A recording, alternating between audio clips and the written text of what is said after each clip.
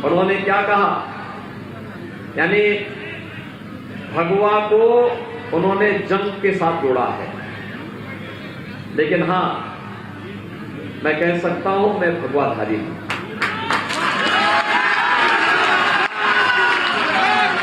और मुझे लगता है हर गोरखपुर वासी को कहना चाहिए कि हम भी भगवाधारी हैं, है ना? भारत माता की, भारत माता की, भारत माता की। ये तो गोरखपुर ही नहीं, पूरा देश और पूरी दुनिया जानता है गोरखपुर क्या फैसला करने जा रहा है। क्यों? आपने मुझे 5 बार सांसद चुना है ना? और सांसद रहते हुए आपके लिए हम लोग यहां आंदोलन करते थे। मुझे पार्टी ने, प्रधानमंत्री जी ने मुख्यमंत्री बनाया तो विकास के किसी कार्य के लिए आपको बोलना पड़ा। सभी काम स्वतः स्फूर्त भाव के साथ हो रहे हैं, उसकी बोलने की आवश्यकता भी नहीं।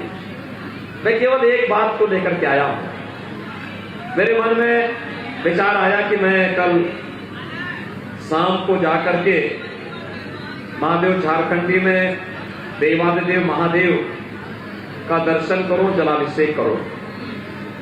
शिवरात्रि के दिन काफी भीड़ होगी, लोगों को परेशानी न हो। एक बात मुझे बहुत खटकी है।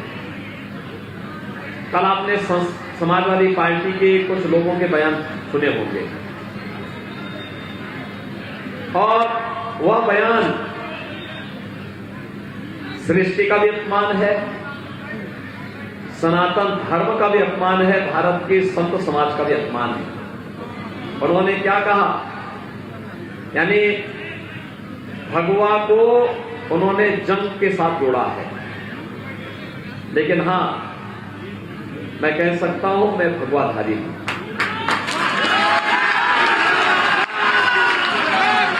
और मुझे लगता है हर गोरखपुर वासी को कहना चाहिए कि हम भी भगवाधारी हैं, है ना? हर उत्तर प्रदेश वासी कहेगा हम भगवाधारी हैं। और इसलिए बोलेंगे क्योंकि ये भगवा सृष्टि की ऊर्जा का रंग है, उसका कलर है। सूर्योदय जब होता है ना, तो सूर्य की किरणें और भगवान सूर्य का कलर भी भगवा ही होता है। जो अग्नि हम सबकी ऊर्जा का कारण है, उसका रंग भी भगवा ही है। और यही नहीं भाइयों बहनों, वैश्विक मंच पर स्वामी विवेकानंद ने एक बात कही थी कि गर्व से कहो हम हिंदू हैं। कहा था ना? उनका बाना कुछ और था क्या? उनका बाना भगवा ही था। क्या था? आप भी बोलो, मैं भगवाधारी हूं, हम भी भगवाधारी हैं। मैं भगवाधारी हूं, हम भी भगवाधारी हैं, क्योंकि ये हमारी पहचान है। पहचान है ना? और भाइयों बहनों, यही अंतर होता है, यही फर्क है। संगत का कुछ संस्कार होता है, संगत का असर होता है। देखिए, इसमें ज्यादातर लोग आज के चुनाव परिणाम के बाद, जो आज के चुनाव 5वें चरण का चुनाव के बाद बहुत सारे लोगों ने तो अभी से अपना रास्ता निकालना प्रारंभ कर दिया है। तीसरे चरण में मैं एक दिन देख रहा था, तीसरा चरण का चुनाव हुआ था, तो विपक्षी दलों के तमाम नेताओं ने चुनाव के बाद जो रुझान देखा जनता का, माताओं का, बहनों का, नौजवानों का, व्यापारियों का, समाज के अलग अलग तबके का, तो उन्होंने विदेश की टिकट बुक करानी शुरू कर दी। किसी ने 10 की, किसी ने 11 की। तो मैंने पूछा, मैंने कहा आखिर ये क्यों हो रहा है?